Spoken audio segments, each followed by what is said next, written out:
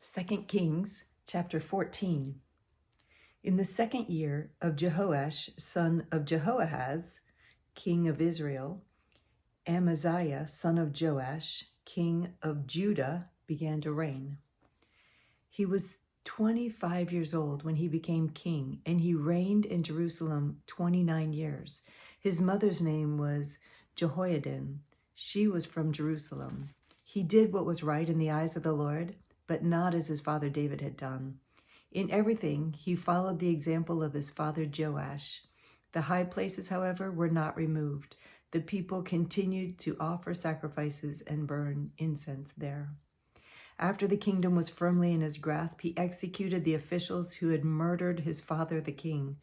Yet he did not put the sons of the assassins to death in accordance with what was written in the book of the law of Moses, where the Lord commanded, "Fathers shall not put to death for their children, nor children put to death for their fathers. Each is to die for his own sins." He was the one who defeated 10,000 Edomites in the Valley of Salt and captured Selah in battle, calling it Joktheel, the name it has to this day. Then Amaziah sent messengers to Jehoash, son of Jehoahaz, the son of Jehu, king of Israel, with the challenge, "Come, meet me face to face." But Jehoash,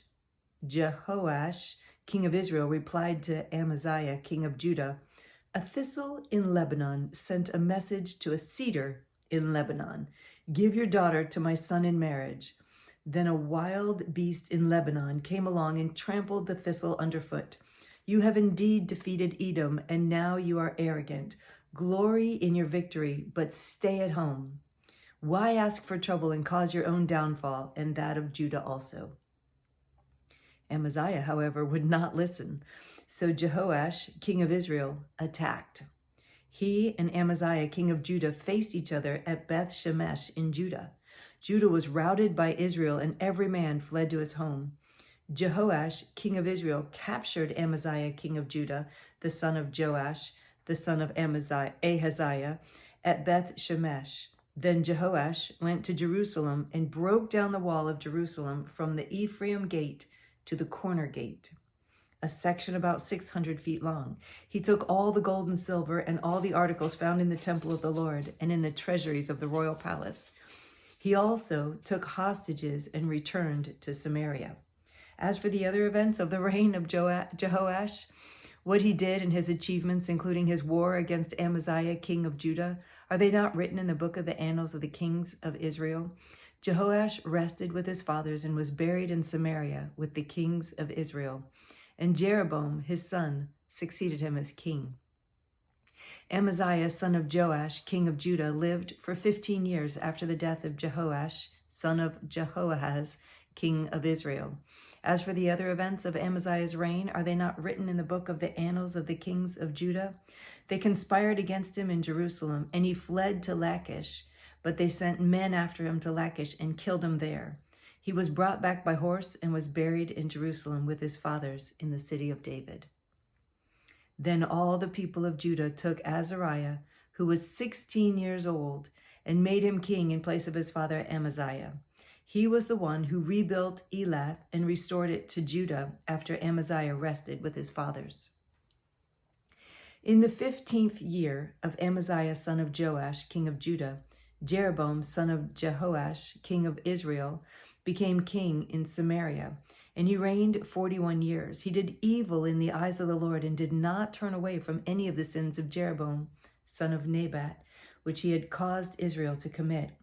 He was the one who restored the boundaries of Israel from Lebo Hamath to the sea of the Arabah, in accordance with the word of the Lord, the God of Israel, spoken through his servant Jonah, son of Amittai, the prophet from Gath-Hepher. The Lord had seen how bitterly everyone in Israel, whether slave or free, was suffering.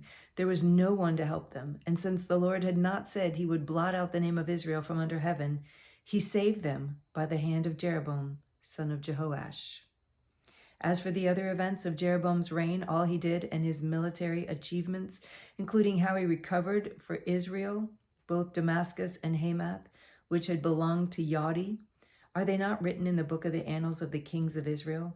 Jeroboam rested with his fathers, the kings of Israel, and Zechariah, his son, succeeded him as king. Chapter 15. In the 27th year of Jeroboam, king of Israel, Azariah, son of Amaziah, king of Judah, began to reign. He was 16 years old when he became king, and he reigned in Jerusalem 52 years. His mother's name was Jecoliah. She was from Jerusalem. He did what was right in the eyes of the Lord, just as his father Amaziah had done. The high places, however, were not removed. The people continued to offer sacrifices and burn incense there. The Lord afflicted the king with leprosy until the day he died, and he lived in a separate house. Jotham, the king's son, had charge of the palace and governed the people of the land. As for the other events of Azariah's reign and all he did, are they not written in the book of the annals of the kings of Judah? Azariah rested with his fathers and was buried near them in the city of David, and Jotham, his son, succeeded him as king. In the 38th year of Azariah, king of Judah, Zechariah, son of Jeroboam, became king in Israel in Samaria, and he reigned 6 months. He did evil in the eyes of the Lord and his fathers, as his fathers had done. He did not turn away from the sins of Jeroboam, son of Nebat, which he had caused Israel to commit. Shallum, son of Jabesh, conspired against Zechariah. He attacked him in front of the people, assassinated him, and succeeded him as king. The other events of Zechariah's reign are written in the book of the annals of the kings of Israel. So the word of the Lord spoken to Jehu was fulfilled. Your descendants will sit on the throne of Israel to the 4th generation.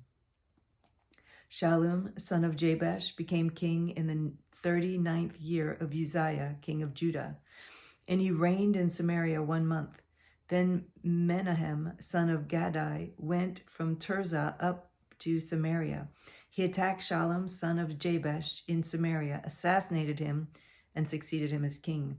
The other events of Shallum's reign and the conspiracy he led are written in the book of the annals of the kings of Israel.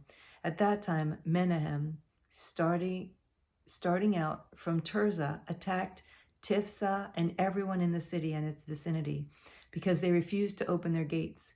He sacked Tifsah and ripped open, all the pregnant women. Oh, that's just so sad. In the 39th year of Azariah, king of Judah, Menahem, son of Gadi, became king of Israel, and he reigned in Samaria 10 years. He did evil in the eyes of the Lord. During his entire reign, he did not turn away from the sins of Jeroboam, son of Nebat, which he had caused Israel to commit. Then Pul, king of Assyria, invaded the land, and Menahem gave him 1,000 talents of silver to gain his support and strengthen his own hold on the kingdom. Menahem exacted this money from Israel. Every wealthy man had to contribute 50 shekels of silver to be given to the king of Assyria.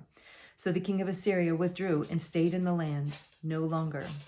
As for the other events of Menahem's reign and all he did, are they not written in the book of the annals of the kings of Israel? Menahem rested with his fathers, and Pekahiah, his son, succeeded him as king. In the 50th year of Azariah, king of Judah, Pekahiah, son of Menahem, became king of Israel in Samaria, and he reigned 2 years. Pekahiah did evil in the eyes of the Lord. He did not turn away from the sins of Jeroboam, son of Nebat, which he had caused Israel to commit. One of his chief officers, Pekah, son of Remaliah, conspired against him. Taking 50 men of Gilead with him, he assassinated Pekaliah along with Argob and Ariah in the citadel of the royal palace of Samaria. So Pekah killed Pekahiah and succeeded him as king. The other events of Pekahiah's reign and all he did are written in the book of the annals of the kings of Israel. In the 52nd year of Azariah, king of Judah, Pekah, son of Remaliah, became king of Israel in Samaria, and he reigned 20 years. He did evil in the eyes of the Lord. He did not turn away from the sins of Jeroboam, son of Nebat, which he had caused Israel to sin. In the time of Pekah, king of Israel, Tiglath-Pileser, king of Assyria, came and took Ijon, Abel, Beth, Makkah, Genoa, Kadesh, and Hazor. He took Gilead and Galilee, including all the land of Naphtali, and deported the people to Assyria. Then Hoshea, son of Elah, conspired against Pekah, son of Remaliah. He attacked and assassinated him, and then succeeded him as king in the 20th year of Jotham, son of Uzziah. As for the other events of Pekah's reign and all he did, are they not written in the book of the annals of the kings of Israel? In the 2nd year of Pekah, son of Remaliah, king of Israel, Jotham, son of Uzziah, king of Judah, began to reign. He was 25 years old when he became king, and he reigned in Jerusalem 16 years. His mother's name was Jerusha, daughter of Zadok. He did what was right in the eyes of the Lord, just as his father Uzziah had done. The high places, however, were not removed. The people continued to offer sacrifices and burn incense there. Jotham rebuilt the upper gate of the temple of the Lord. As for the other events of Jotham's reign and what he did, are they not written in the book of the annals of the kings of Judah? In those days the Lord began to send Rezin, king of Aram, and Pekah, son of Remaliah, against Judah. Jotham rested with his fathers and was buried with them in the city of David, the city of his father. And Ahaz, his son, succeeded him as king. Chapter 16. In the 17th year of Pekah, son of Remaliah, Ahaz, son of Jotham, king of Judah, began to reign. Ahaz was 20 years old when he became king, and he reigned in Jerusalem 16 years.